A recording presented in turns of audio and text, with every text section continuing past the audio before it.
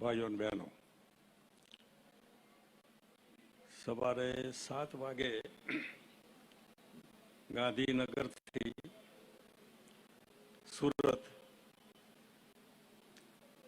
કાર્યાલયનું ઉદ્ઘાટન, પછી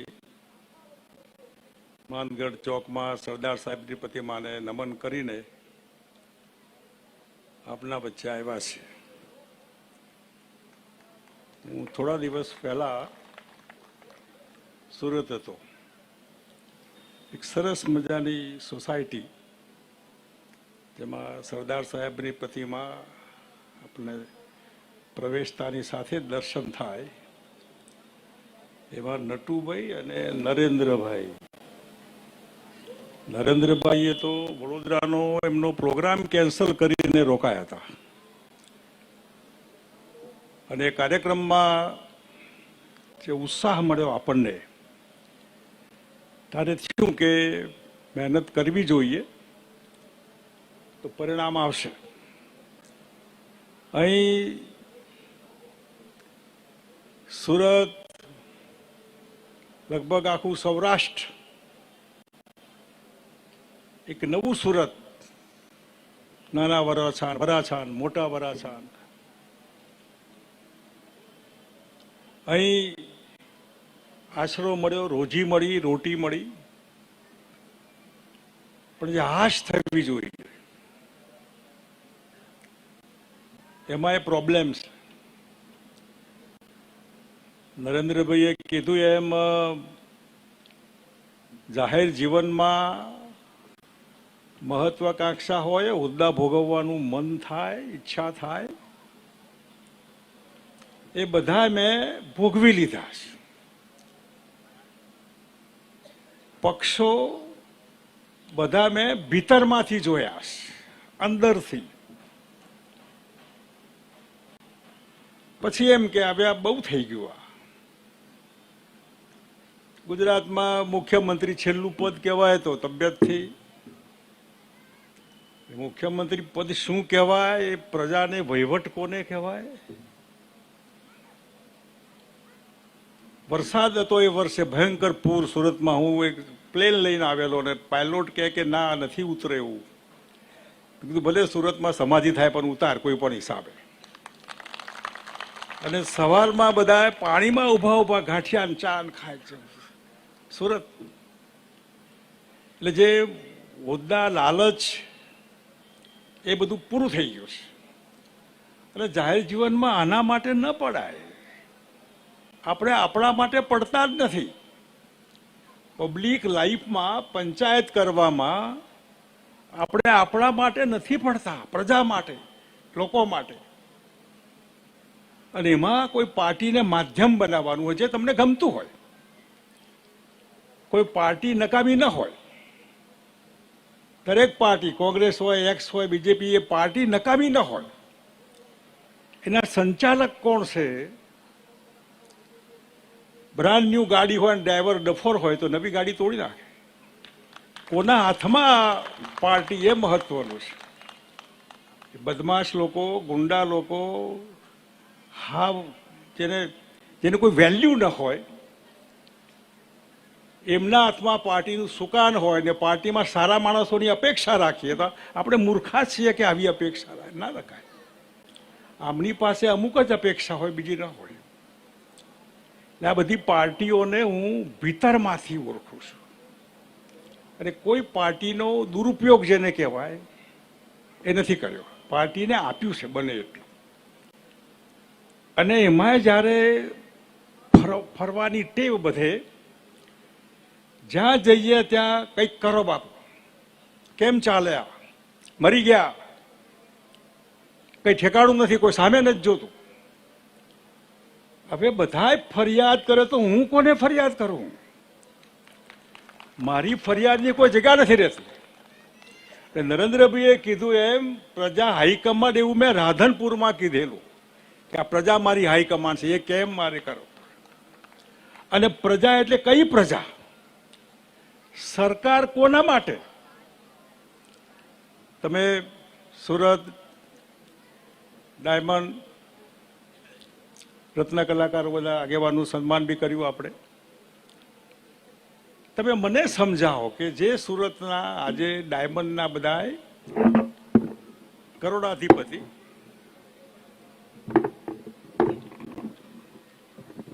બરોબર, આ સરકાર જેવું છે, બહુ સતાવું નહીં.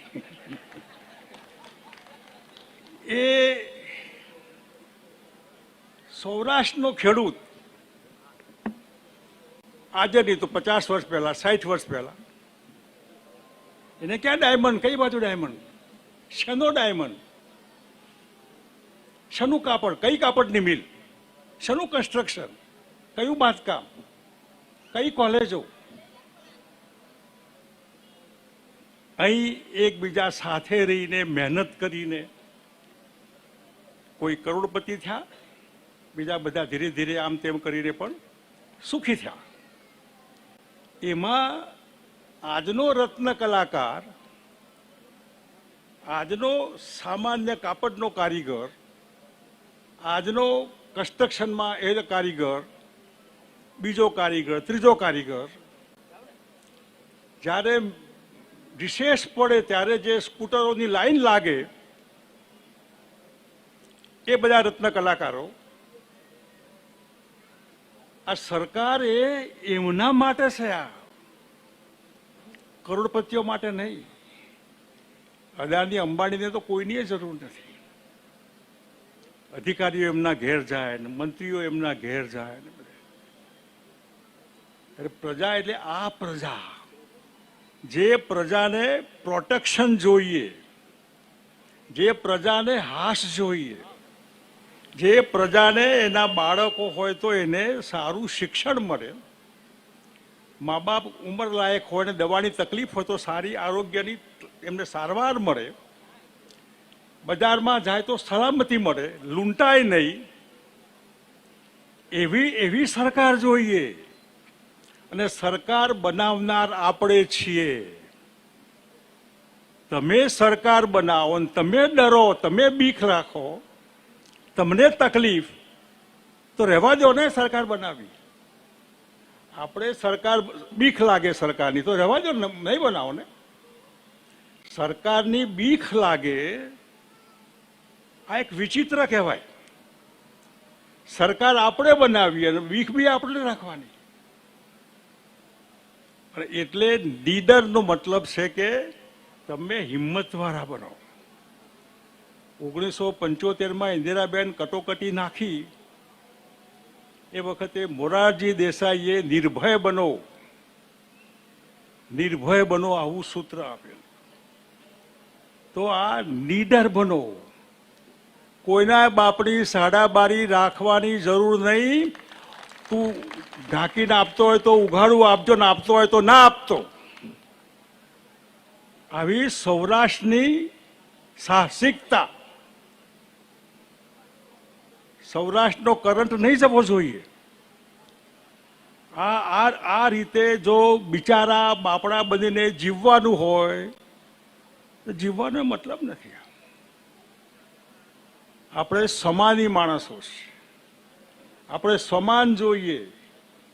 અને એ સમાનમાં સુરત જેવા શહેરને સરકારે એવી રીતે તૈયાર કરવું જોઈએ જેથી કરીને જે આવે અહીં સુખી થાય. સરકારની નીતિ, જ્યારે ઝીરો એક્સાઇઝની વાત આવી ત્યારે કાશીરામભાઈ ટેક્સટાઇલના મિનિસ્ટર હતા. આખું સુરત મથ્યું છે કે આ એક્સાઇઝ કાઢી નાખો. બજેટમાં નાણામંત્રીએ આ બધી પોલિસી મેટરમાં મને અધિકારીઓએ કાગળ લખેલો કે બજેટમાં આપણે આપણા વિભાગની ચર્ચા કરવા જવાનું છે તો આટલા ટકા એક્સાઇઝ ઓછી થાય તો સારું. મેં રાત્રે આવીને આ કાગળ જોઈને મેં કાગળ બદલી કાઢ્યો. મેં કરુણાનિધિ તમિલનાડુમાં, ચિદમ્બરમ તામિલનાડુના નાણામંત્રી હતા એ વખતે, બજેટ એને બનાવવાનું. કરુણાનિધિ ડીએમકે પાર્ટી, જે સ્ટાલિન છે આજે એના બાપા, ટેક્સટાઇલનું પણ ઘણું મોટું કામ આપણા ગુજરાત જેવું. મેં એમને ફોન કર્યો કે તમારા નાણામંત્રીને કહો, જે તમારી મહેરબાનીથી એમપી બને છે, કે ટેક્સટાઇલમાં આ પ્રમાણે 0 એક્સાઇઝ ડ્યુટી રાખે. તો મને કે કાગળ તમે લખો અને હું બી લઈને કાગળ લખું છું. એટલે કરુણાનિધિનો ઉપયોગ કરીને ચિદમ્બરમને દબાઈને સુરતની ઇન્ડસ્ટ્રીને એકદમ જમ્પ મળે, અને એના માટે બજેટમાં એને મેન્શન કર્યું કે હું 0 એક્સાઇઝ ડ્યુટી ટેક્સટાઇલમાં નાખું છું, અને ચાલુ ભાષણમાં મારી સામે જોયું એને કે તમારા કહેવાથી આગળ આ હોય. આ પૂર આવ્યું ત્યારે હું ગુજરાત સરકારમાં વિશ્વાસ નહીં કે જે જે જે જે કન્સર્ન છે એને પૂરેપૂરું કદાચ આપે કે ના આપે. મારા હાથે રૂબરૂ આવીને મેં બાય હેન્ડ બધાને ચેક આપ્યા. જેવો મજા કરો, આ નીતિ હોવી જોઈએ. અને એટલે આજે જ્યારે એક રાજકીય શૂન્યાવકાશ, પોલિટિકલ વેક્યુમ, 30 વર્ષથી એક જ પાર્ટીનું શાસન, તે શાસન નથી, ભ્રષ્ટાચારથી ખદબદતું શાસન છે, ડગલે ને પગલે. અને જે બેફામ બધું બને છે, આ કોઈ બેન દીકરી પર બળાત્કાર થાય એને ફાંસી આપવાની હોય, એના બદલે બીજેપી એને ટોપી પહેરાવે, ખેસ પહેરાવે, ફૂલહાર પહેરાવે, અને ફૂલમારા નહીં એને ફાંસી આપવાની હોય. તમે શું કરી રહ્યા છો? આ કોઈ બહુ મોટા બદમાશ ગુંડા લોકો, સમાજમાં થર્ડ ડિગ્રી ટ્રીટમેન્ટ હોવી જોઈએ, એમને મુખ્યમંત્રીઓ, મંત્રીઓ, આગેવાનો સ્ટેજ ઉપર બેસાડે, સ્વાગત કરે. કેમ આ તંત્ર હાવ બેફામ થઈ ગયું? કેમ કોઈને કોઈ ગાંઠતું નથી? કારણ કે અસરકારકતા સરકારની, મુખ્યમંત્રીની, વહીવટની, કંટ્રોલની કોઈની નહીં. કોઈ કોઈનું માને જ નહીં. વીણી ખાઓ, જેમ બને મજા કરો. 30 વર્ષ થયા. લાકડું પડ્યું હોય ને તો એ બધી ઉધર ચડીને માટી બની ગઈ હોય, પાણી બી ગંદા, મચ્છરો બધા પડ્યા હોય. એવા ઠેકાણે એક પાર્ટીનું શાસન, આમાં પરિવર્તન કરાય. સૌરાષ્ટ્રના છે, બાજરાનો રોટલો હોય ને, જો આમને આમ 2 મિનિટ વધારે રહે તો બની જાય. ફેરફાર માગે, પરિવર્તન માગે આપણા માટે, અને આ પરિવર્તન આપણા ભલા માટે. અને સરકાર આપણે બનાવતા હોય તો આપણા માટે બનાવો ને. મારી સરકારની કલ્પનામાં હું બહેનોને વધારે ખુશ કરવાના મતનો છું. તમે જાઓ આખી દુનિયામાં, સૌથી વધારે સહનશક્તિવાળું પાત્ર એ બહેન હોય છે, માં હોય છે. નાનું બાળક હોય તોય બૂમ પાડે, એના પતિ હોય તોય બૂમ પાડે, સસરા હોય તોય બૂમ પાડે, સાસુ હોય તોય બૂમ, નણંદ હોય તોય બૂમ, બીજા ટોટલ એક બી અક્ષર સામેથી જી જી જી, હા હા, એના સિવાય કઈ ના. અપવાદ હોય. આવી બહેનને ક્યાંય કોઈ વળતર મળે છે એવું નથી. એને દૂધની કોથળી મોંઘી મળે છે, કેમ લાવવી? આજે બાજરો નથી, આટો નથી, તુવરની દાળ નથી, ફલાણું નથી, બાળકોને ફી, એ બાળક એની માને કહે કે મને બાપ ફી લાવો, એના બાપા પાસે નહીં માગે. બીમાર કોઈ દવાખાને જવું છે, આ બધી સગવડ એક પાત્ર, અને એ પાત્ર સ્ત્રી. એમની સહનશક્તિની કોઈ મર્યાદા બહારની સહનશક્તિ. અને એમના હાથમાં જો ઘરનો વહીવટના બદલે તમે એવો વહીવટ આપો ફ્રી હેન્ડ સાથે, જેથી કરીને સમાજનું ભલું થાય. બહેનો હોય ત્યાં કરપ્શન ઓછું હોય. બીજેપી વાળા જ્યાં હોય ત્યાં ગરબડ કરતા હોય છે. હમણાં ધોરાજીમાં એક બહેનને એમને પ્રમુખ બનાવ્યા, અને પછી એમાં દારૂનો ગ્લાસ ને તમે આ રમાડે ચડાવો. તમે કંટ્રોલ, પાર્ટીનો કંટ્રોલ. સારા માણસોને આગળ કરો, ખોટા માણસોને નહીં. પાર્ટીની બ્રાન્ડ બની હોય, ગમે તે માણસ જીતી જાય, પરંતુ જીતેલો માણસ એ કોના કામમાં આવવાનો છે? વીણી ખાવાનો, ટેન્ડર માટે, બીજા ત્રીજા માટે. અને ટેન્ડર કોને કેમ મળ્યું એના માટે આરટીઆઈ આપણે દિલ્હીમાં જે કાયદો છે રાઇટ ઓફ ઇન્ફોર્મેશન એ ગુજરાતમાં આપણે અમલ કરેલો. પછી દિલ્હીની પહેલી કેબિનેટમાં મનમોહનસિંહજી હતા વડાપ્રધાન. મેં કીધું બે વાત હું તમને ગુજરાત તરફથી કહેવા માંગુ છું કે આરટીઆઈ રાઇટ ઓફ કે મને મારું કામ કેટલે પહોંચ્યું એ જાણવાનો અધિકાર છે. અને એના મૂળમાં આપણું સૌરાષ્ટ્ર અધિકારીઓને મેં કીધું કે આ પોરબંદરથી એક ખેડૂત આવ્યો, પેલો કારકુન ક્યાં કાલે આવજે, અને કાલે ક્યાં જાય પોરબંદર, રાત્રે ક્યાં રોકાશે, શું ખાશે, કાલે ક્યાંથી આવશે, કેટલી વિશે સો થાય એને એટલું જ જાણવું છે કે સાહેબ મારું કામ હતું કેટલે આવ્યું. એને હક છે, રાઈટ છે એનો.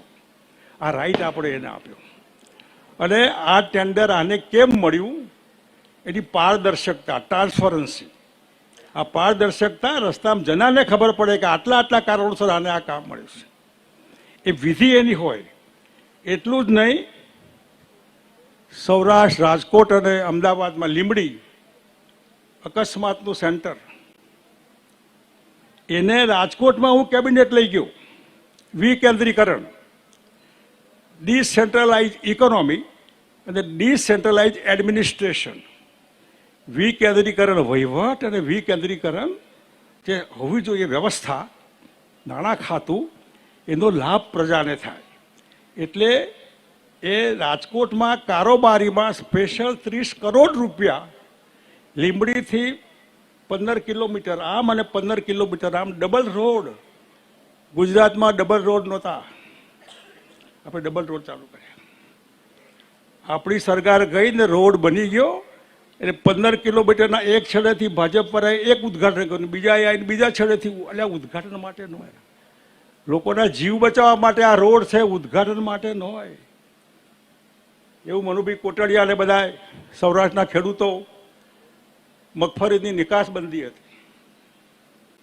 મને ક્યાં નિકાસબંધી ઉઠાવી લ્યો. કેટલા ટકા ઉઠાવી લે? 50%. જવું પડે કલેક્ટર ઓફિસ કે હા 50% હોય જવું પડે. તો મેં કીધું કલેક્ટર ઓફિસ જશો તો સારી પેન હશે ને તો એ પેલો કારકુન કાઢી લેશે કે સાહેબ પેન લાવો. હું 100% મગફળીની નિકાસબંધી ઉઠાવી લેવા તૈયાર છું. સૌરાષ્ટ્રનો માંડવી મગફળી પકવતો ખેડૂત, નિકાસબંધી જતી રહે તો ભાવ સારા આવે, રહે તો દુઃખી થાય. રાજકોટમાં મને કીધું કે 50% રાખો. મેં કીધું હું 100% ઉઠાવી લેવાના મતનો છું. સામેથી એ માનવા તૈયાર નહીં. મેં કીધું 100% ઉઠાવી લઉં, મારો ખેડૂત દુઃખી નહીં થવો જોઈએ. પણ મારી તેલ વાપરવાળી બહેન શહેરમાં હોય એ બી દુઃખી નહીં થવી જોઈએ. તેલના ભાવ નહીં વધવા જોઈએ. કે મંજૂર છે અમને. 12 મહિના આપણી ટનાટન સરકાર રહી, ખેડૂતોની નિકાસબંધી મળી અને 1 રૂપિયો તેલનો ભાવ નહીં વધ્યો. નરેન્દ્રભાઈએ જે અમરેલીની વાત કરી, હું જાહેરમાં કહું છું, હું દરબાર છું એ ખાનગી નથી કે દરબાર છે મેં નક્કી નથી કર્યું. મુકેશ જીયાણી અમારો પટેલ છે એને નક્કી નથી કર્યું. આ જાહેર વસ્તુ છે. પણ તમે પાણી, વર્તન, વ્યવહાર તમારું કેવું છે? અને મારા ગઢધરમાં એકડિયામાં મારા સાહેબ પટેલ, હાઈસ્કૂલમાં પટેલ, હું સેવાદળમાં હતો તો રણછોડભાઈ પટેલ, RSSમાં ગયો તો વિવેક ધારાસભ્ય હતો, એના બાપાનું નામ નરેન્દ્રભાઈ પટેલ. હવે આટલા બધા પટેલોનું પાર્સલ હોય, આ તો એમાં એન્ટી પટેલ કેવી રીતે બને? એ તમામ સંસ્કાર જે લોકોએ આપ્યા હોય એમને તો મને એવા સંસ્કાર ના આપ્યા હું પટેલ વિરોધી બનું. એટલે અમરેલીની જમીન મેં કીધું અમારા કોઈ દરબારો લેવા ના આવ્યા, કાઠી દરબારો લેવા ના આવ્યા, વાડિયા બ્રાહ્મણ કોઈ લેવા ના આવ્યા. એટલે પાટીદાર સમાજે કીધું કે અમને આપો તો આપો ને. દીકરી કોઈ પણ સમાજની હોય, ભણી ગણીને તૈયાર થાય તો સારી વસ્તુ છે. એનો દાખલો ભાઈ નરેન્દ્રભાઈને એમના ઘરમાં મેં કીધું એક પટેલના ઘેર હું જમવા ગયો હતો. મેં પૂછ્યું કે શું ભણ્યા? કે 12મું. ને એમના વાઈફને કે હું ગ્રેજ્યુએટ છું. કહો કેમ? કે હું ગોંડલની દીકરી છું. ભગા બાપાએ, ગોંડલના મહારાજા ભગા બાપાએ દીકરીઓનું એજ્યુકેશન ફરજિયાત કરેલું. અને એમાં ત્યાંની ભણેલી ગ્રેજ્યુએટ દીકરીઓ ગમે ત્યાં મળે. એટલે નરેન્દ્રભાઈના દીકરો 12મું ભણેલો છે, એમના દીકરાના વાઈફ ગ્રેજ્યુએટ્સ. એટલે આ આખું જે સમાજ છે આખો એ પોતાની રીતે હોય, એમાં કોમવાદ ન હોય. એવું વોટરવર્ક્સ કનેક્શન આખા ગુજરાતમાં પાણી ફ્રી મફત મજા કરો. અને આજે બી આવતીકાલે હું તમને કહેવા માગું છું કે હું જે મોંઘવારી જેને કહેવાય એનો માર સરકાર તરફથી એ માર દૂર કરાય. દાખલા તરીકે વીજળી બિલ 300 યુનિટથી વધારે વાપરો તો તમારે ભરવું પડે ને, ત્યારે અમુક જ ભાવ ને અમુક ભાવના ભેદ. તમે જો એર કન્ડિશન ચલાવવું હોય, 4-5 પંખા ચલાવવાના હોય, ટ્યુબલાઇટ ચલાવવી હોય તો તમારા ભાવ 300થી ક્રોસ કરે તો આટલા, પણ તમારે એક પંખો એક લાઇટ કરકસર જેને કરવી હોય તો એ ભાવ આટલો. પાણી ફ્રી, વીજળી લગભગ કહેવા પૂરતી. ખેડૂતોનું બિલ સૌરાષ્ટ્રમાં અહીં તો પાણી ઉપર છે, મહેસાણા બનાસકાંઠા તમે જાઓ તો 2000 ફૂટથી પાણી આવે, એક બોરની બિલ ભયંકર આવે. એ બધાને હોર્સ પાવર દીઠ 300 રૂપિયાથી વધારે નહીં. પહેલી વખત ગુજરાતના ઇતિહાસમાં આ ભાવ આપણે ઓછા કરેલા. આત્મારામભાઈ પટેલ ઊંઝામાં મિટિંગ હતી અમારી, અને એમને કીધું કે થોડા વીજળીના ભાવ ખેડૂતો માટે ઘટાડો. કીધું કેટલા ઘટાડવા છે? કે 100 રૂપિયા. આ અકબર બિરબલનું પેલું જે વિહોવાળી વાત છે ને, વિહોવાળી વાત આવી. કાકાએ ખાલી 100 રૂપિયા કીધા તો 650 550 કર્યા આપણે. જો એમને 200 હતો 200 કરત આપણે. કાકાએ 200 રૂપિયા કીધા હોત તો 200 ઓછા કરત. ખેડૂતને જે માર પડે છે એમાં રાહત આપો ને. એનું MSP, આ કોટન, તમારી જિંદગીમાં ઘેર કોઈ ખેતી હોય જેને કપાસ વાવ્યો હોય, આપણી ટેક્સટાઇલમાં 2 હાથે ખેડૂતોને આપ્યું. મજા કરો. આટલો મોટો ભાવ ખેડૂતોને કપાસનો ક્યારેય નથી મળ્યો. આ પ્રજાલક્ષી. અને આવતીકાલે આ 300 રૂપિયા યુનિટ વીજળી, પાણી ફ્રી, બાળક ભણવાનું હોય તો એકડિયાથી માંડીને પોસ્ટ ગ્રેજ્યુએશન સુધી વિનામૂલ્યે, નહીં ફી. અને પ્રાઇવેટમાં એવું નહીં કે સરકારમાં જાઓ. સરકારમાં તો બધું પતાઈ કાઢ્યું આ લોકોએ. કેટલીય સ્કૂલો બંધ કરી. સારામાં સારી સ્કૂલમાં તમારા બાળકને એડમિશન જ્યાં મળે ત્યાં એની ફી સરકાર આપશે. આરોગ્યમાં હમણાં ખ્યાતિ ને મા કાર્ડ ને વગર કાર્ડ ને આયુષ કાર્ડ ને કરપ્શન, ભયંકર કરપ્શન. કોઈ પણ કરપ્શન વગર એની પોલિસીમાં એવું હોય કે 15 લાખ જેની આવક હોય છે પરિવારની, એના ઘરના લોકોને જેટલી ટ્રીટમેન્ટ કરાવી હોય એટલી ફ્રી ટ્રીટમેન્ટ કરાવો, બિલ ગવર્મેન્ટ આપશે. સારામાં સારી હોસ્પિટલ હોય ત્યાં પણ. એટલે આ જેના લીધે તમને મોંઘવારી નડે, આરોગ્ય, શિક્ષણ, પાણી, વીજળી, અને જે ઇન્ડસ્ટ્રીયલ સિક્યોરિટી ફોર્સ 10 લાખ લોકોની કેપેસિટી હતી એની નોકરી આપવાની. આજે 10 લાખ લોકોને નોકરી આપવી બહુ સહેલી વાત છે. દર વર્ષે 1,00,000-2 લાખ એને નોકરી આપી શકાય. ઉદ્યોગોમાં મદદ કરી શકાય. તમારા લેણા હોય આના તો માલિયાના ફલાણાને બેંકોના કરોડો રૂપિયા તમે માફ કરો છો. આપણા રૂપિયા પબ્લિકના બેંકમાં આપણે મૂકીએ છીએ. એ પૈસા કરોડપતિ લઈ જાય તો 20,000 કરોડ, 30,000 કરોડ, 50,000 કરોડ માફ. તો આ માફ કરો ને. સામાન્ય ખેડૂત, સામાન્ય કારીગર, સામાન્ય બીજા ત્રીજા, આના માટે કોઈ 10%, 3% વ્યાજ માટે પોતાની જાત ગીરો મૂકે, દાદાગીરી, લુખાગીરીની ભયમાં જીવે માણસ. આ રસ્તા છે સુખાકારીના. અને બાપુના ગુણ અને દુર્ગુણ બધું હોય છે. હું કોઈ આવે તો આમ 2 હાથે આપ્યું, કોઈ માને નહીં. બાપુ છે તો આવું કે, આવું ના હોય. અભ્યાસ હોય ટીપ પર. તમે આવો એટલે તમારો અભ્યાસ હોય. સૌરાષ્ટ્ર શું છે, પોરબંદર શું, કચ્છ શું, ભાવનગર, આ બધામાં તમને અભ્યાસ છે. ક્યાં શું હોય પાઘડી ઉપરથી ખબર પડે કે કયા વિસ્તારના છે, ભાષા ઉપરથી ખબર પડે.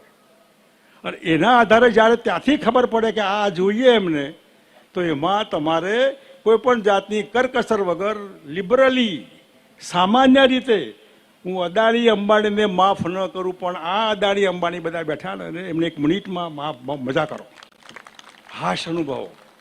ટેન્શન ફ્રી, બીપીની ગોળી નહીં લેવાની, ડાયાબિટીક નહીં, તમારું બ્લડ પ્રેશર ન થાય એવો વહીવટ. મત આપો તો આ વળતર માગો ને, અને આ વળતરની અપેક્ષાએ તમે મત આપો. અને એટલા માટે બહુ પ્રેશર બધાનું હતું અને એક શૂન્યાવકાશ.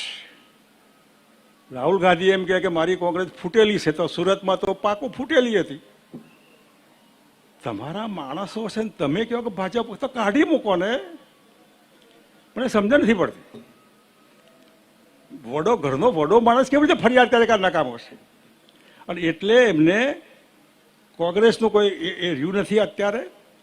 આપનું બધાને ખબર છે કે દિલ્હીમાં જે રીતે બધું પતી ગયું, 30 વર્ષથી બીજેપી બેફામ, કલ્પના બહારનું, અને ખોટા લોકોના હાથમાં વહીવટ, ઇમેચ્યોર લોકોના હાથમાં.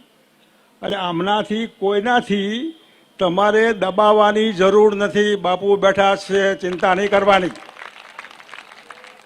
આ બધાને મેં આમ લપેટેલા છે, કોઈ બાકી નથી. એમાં શું છે એ ખબર છે, તમારે બહુ ચિંતા નહીં કરવાની. અને એટલે આ જો રવિવાર છે, રવિવારે મજા કરવાની હોય, મારે મજા કરવાની હોય, તમારે મજા કરવાની. પણ રવિવાર મેં મારા માટે, અને મારા માટે એટલે તમારા માટે. મારે બાકી નથી. પણ જીવ જે છે કે ઉપર મરી જઈએ ત્યારે ભગવાન પૂછે કે તને સંતોષ છે, તો છેલ્લો અસંતોષ, સારું વહીવટ બરાબર નહોતો, છેલ્લે પાર્ટી નકામી થઈ, ભ્રષ્ટ પાર્ટી. તો એ ભગવાન પૂછે તો જવાબ કે તે કંઈ કર્યું કે હા, હું ફરી થઈને વગર અપેક્ષાએ આખા ગુજરાતમાં સાચા માલિકો ગુજરાતના જે 70% છે એમને ફરી માલિક બનાવવા માટે ગામડે ગામડે જઈને, જિલ્લે જિલ્લે જઈને હું એમને ઊભા થવા માટે કહીશ કે ઉઠો, જાગો, અને ધ્યેય પ્રાપ્ત થાય, સિદ્ધિ થાય ત્યાં સુધી લાગ્યા રહો, વર્ગ્યા રહો. અને ધ્યેય આપણું એટલે 27 વિધાનસભા. મારા માટે આ પાર્ટી એ કોઈ નવી નથી. તમે નવા નથી ને હું પણ નવો નથી. જે નવા હોય ને જુદી વાત છે, પરંતુ આપણે સરખી રીતે, સારી રીતે જો આ આયોજન કરીશું તો જરૂર પરિણામ સારું આવશે. અને વાખ્યા નીડર, ડરપોક નહીં. ડરપોક હોય તો હું ઇન્જેક્શન આપીશ ફર્સ્ટ ક્લાસ, એને કરંટમાં આવશે. અને ચીટર નહીં, બદમાશ નહીં. લોકો જેનાથી કંટાળ્યા હોય એને હું ખેસ પહેરાવો તો આ તો એ દાય છે નહીં. બદમાશ નહીં, ચીટર નહીં. અને તેલ ચોપડીને આવ્યો હોય, આ પકડીને છટકી જાય એવો નહીં, નથી જોતા. કમસે કમ સારા આગેવાનો હોય તો એ આવે. અમારી વડોદરાની બહેનો બહુ હિંમતવાળી છે. એ આખું કોર્પોરેશન હચમચાઈ નાખ્યું છે મારા ડૉક્ટર સાહેબની આગેવાનીમાં, વિનોદ નાયકને, રાવ સાહેબને બધા ભેગા થઈને. અને આવનાર દિવસોમાં એક ચેલેન્જ આપવાના છે. અમારા મુકેશભાઈની પણ ઈચ્છા છે કે સુરતમાં બી આ ચેલેન્જ આપણે આપીએ. એટલે મુકેશભાઈ, નટુભાઈ, અમારા નવા પ્રમુખ બન્યા, બધાને શુભેચ્છા, અભિનંદન. અને બહુ સારી મહેનત કરીને રવિવારનો દિવસ બધાને ઘેર મજા કરવાની હોય, પરિવાર સાથે રહેવાનું, એના બદલે આવું કોઈ કારણ વગર કોઈ પાર્ટી કંઈ છે નહીં, આપવાનું કંઈ છે નહીં. અને નરેન્દ્રભાઈ કીધું એમાં કોઈ ભાડું, કોઈને 2 પૈસા આપ્યા ચાલો તમે આવો, ના.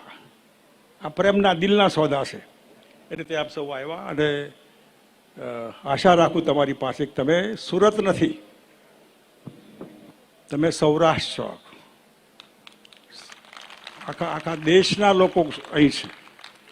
હું સવારે હિન્દી ભાષામાં પણ ગયો હતો બધામાં. બહુ મોટો અજંપો, કંઈક થાય, કંઈક થાય, કંઈક થાય. અને એટલે આપણે આ શૂન્યાવકાશમાં ખાના પૂરતી આપણે જગ્યા પૂરવાની છે, મહેનતથી, જાતે મહેનતથી. અને કોઈના બાપણી સાડાબાડી રાખ્યા સિવાય. અને તંત્ર બી તમને કારણ વગર એ લોકોના કહેવાથી હેરાન નહીં કરે. એ લોકો કહે કે અમને હેરાન કરો, નહીં કરે, નહીં કરે ને નહીં કરે. કારણ કે એમને ખબર છે કે આમનાથી છૂટવું છે, એમને બી છૂટવું છે. અને આપણે એમને છોડાવવાના છે.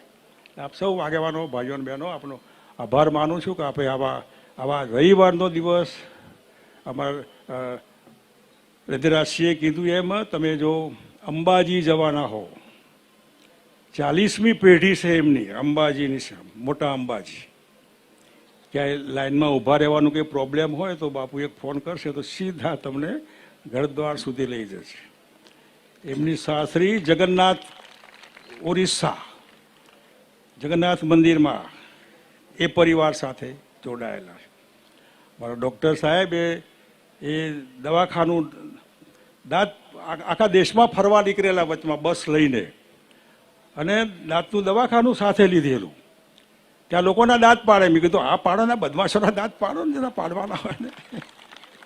એ બી રાત દિવસ જોયા સિવાય બધું બધા વચ્ચે ફરી રહ્યા છે. આપ સૌનો આભાર. અને કંઈ પણ હોય તો કોઈ પણ જાતના સંકોચ વગર લીડર બનો અને સાચા લીડર બનો. અને એ લીડર જેને કોઈ જાતની અપેક્ષા ના હોય ને હિંમતવાળો હોય એને પ્રજા પણ બહુ પ્રેમથી સમર્થન આપશે. એ શબ્દો સાથે આપણો આભાર. જય હિન્દ. બાપુ આપનો ખૂબ ખૂબ આભાર. બાપુના